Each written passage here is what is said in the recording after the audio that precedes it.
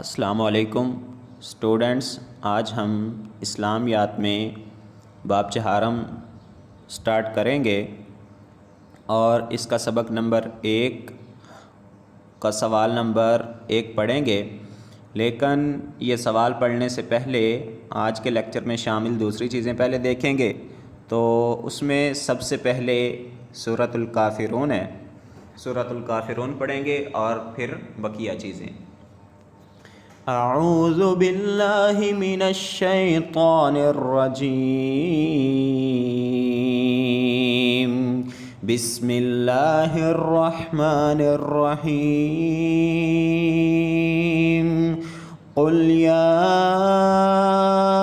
ایہا الکافرون لا اعبد ما تعبدون ولا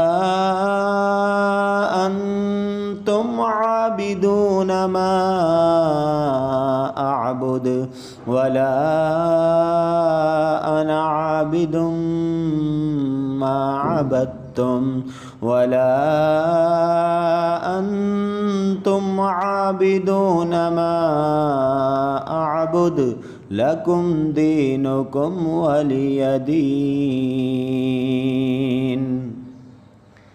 اس کے بعد آج کے لیکچر میں آپ کی 2 دعائیں شامل ہیں، ایک بیت الخلاء میں داخل ہوتے وقت کی دعا اور ایک بیت الخلاء سے باہر آتے وقت کی دعا ہے جی۔ تو بیت الخلاء میں جاتے وقت کی دعا ہے اللہم انی اعوذ بک من الخبث والخبائث، ترجمہ ہے اے اللہ میں خبیث جنوں اور خبیث جننیوں سے تیری پناہ مانگتا ہوں، اگر فیمیل ہے تو میں وہ تیری پناہ مانگتی ہوں۔ اسی طرح باہر آتے وقت یہ دعا پڑھتے ہیں غفرانک، اس کا ترجمہ ہے یا اللہ میں تیری مغفرت چاہتا ہوں۔ تو یہاں پہ میں کا لفظ مس ہے، اور یہ یاد رکھنا کہ بیت الخلاء میں جا کے کوئی بھی دعا نہیں پڑھی جا سکتی، بیت الخلاء میں جاتے وقت باہر ہی یہ دعا پڑھنی ہے اور یہ بیت الخلاء سے باہر آ کے دعا پڑھنی ہے۔ اس کے بعد آج کے لیکچر میں عربی گرامر کے 2 سوال بھی شامل ہیں۔ ان میں سے پہلا سوال ہے الف اور حمزہ کا فرق کیا ہے؟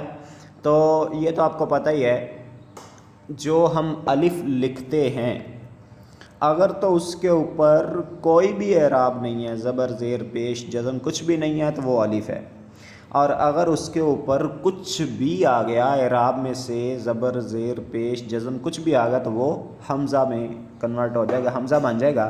تو یہی چیز یہاں پہ لکھی ہوئی ہے، الف ہمیشہ خالی ہوتا ہے اور اس سے پہلے زبر ہوتی ہے، مثلا ما کانا، تو یہ دیکھ لیں جی، ماں میں الف ہے، ماں میں جو میم کے اوپر زبر ہے اور یہ الف سے پہلے، اور اسی طرح کانا میں کاف کے اوپر زبر پڑی جا رہی ہے اور یہ بھی الف سے پہلے، اسے نرمی اور بغیر جھٹکے کے پڑھا جاتا ہے، یہ الف کی نشانی ہے۔ جبکہ حمزہ کے اوپر حرکات ہوتی ہیں، جزم ہو تو جھٹکے سے پڑھا جاتا ہے، مثلا حمزہ زبر آ، حمزہ زیر ای، حمزہ پیش او، تو یہ آپ قاعدے میں بھی پڑھتے ہیں کہ حمزہ وہ ہوتا ہے جس کے اوپر کوئی اعراب آ جائے، اور الف وہ ہوتا ہے جس کے اوپر کوئی بھی اعراب موجود نہ ہو، اور الف جو ہے اس کو نرمی اور بغیر جھٹکے کے پڑھا جاتا ہے، جبکہ حمزہ کے اوپر اگر جزم آ جائے تو اس کو جھٹکے کے ساتھ پڑھا جاتا ہے۔ اسی طرح دوسرا سوال ہے تنوین کسے کہتے ہیں؟ تو 2 زبر 2 زیر 2 پیش جو بھی ہو ان تینوں میں سے اس کو تنوین کہتے ہیں۔ اس کے بعد اب ہم چلتے ہیں آج کے سوال کی طرف۔ تو پیج نمبر 58 پہ اس سبق کی ایکسرسائز موجود ہے، اس میں کوسچن نمبر 1 ہے، درج ذیل سوالات کے جوابات لکھیے، اس میں جز نمبر 1 ہے سخاوت سے کیا مراد ہے؟ تو اس کا جواب پیج نمبر یہ 56 پہ موجود ہے، اور میں آپ کو مارک بھی کر دیتا ہوں، یہاں سے لے کر یہاں تک اس سوال کا جواب ہے۔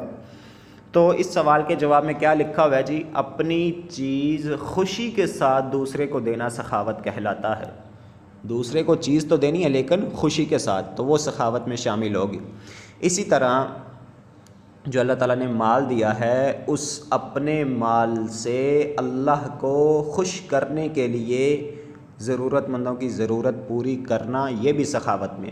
لیکن سخاوت میں یہ چیز یاد رہے کہ جب آپ کسی کی ضرورت پوری کرتے ہیں تو پھر اس سے کسی بدلے کی امید نہیں رکھنی چاہیے، نہ ہی اس پر احسان جتلانا چاہیے کہ بھائی میں نے فلاں وقت پر تیری فلاں ضرورت پوری کی تھی، اور نہ ہی لوگوں کے سامنے اپنی سخاوت کا اظہار کرتے رہنا چاہیے کہ میں نے فلاں کو اتنا دیا، فلاں کی ضرورت پوری کی۔ تو یہ تینوں چیزیں نہیں ہونی چاہیے، نہ تو احسان جتلایا جائے، نہ ہی اپنی سخاوت کا ڈنڈورا پیٹا جائے، اور نہ ہی بدلے کی امید رکھی جائے، تو یہ صحیح سخاوت ہوگی۔ اب ہم اس کو ریڈ کر لیتے ہیں۔ سخاوت کے معنی ہیں اپنی چیز اپنی خوشی سے دوسرے کو دے دینا۔ سخاوت سے مراد یہ بھی ہے کہ انسان اللہ تعالیٰ کی رضا اور خوشنودی کے لیے اپنے مال سے ضرورت مندوں کی مدد کرے اور اس مدد کے بعد کسی بدلے کی امید نہ رکھے، نہ ان پر احسان جتائے اور نہ ہی اپنی سخاوت کا ڈنڈورا پیٹے۔ تو یہ یہاں تک اس سوال کا جواب ہے۔ تو یہاں پر سب سے پہلی لائن میں میں نے لفظ پڑھا سخاوت کے معنی ہے، تو یہ معنی صحیح پروننسیشن ہے، معنی جو پروننسیشن ہے وہ غلط ہے، کیونکہ یہ عربی میں ایک قاعدہ ہے، اس کے مطابق اس کو پڑھیں گے اور اس کے مطابق معنی ہی پڑھا جائے گا، معنی نہیں پڑھا جائے گا۔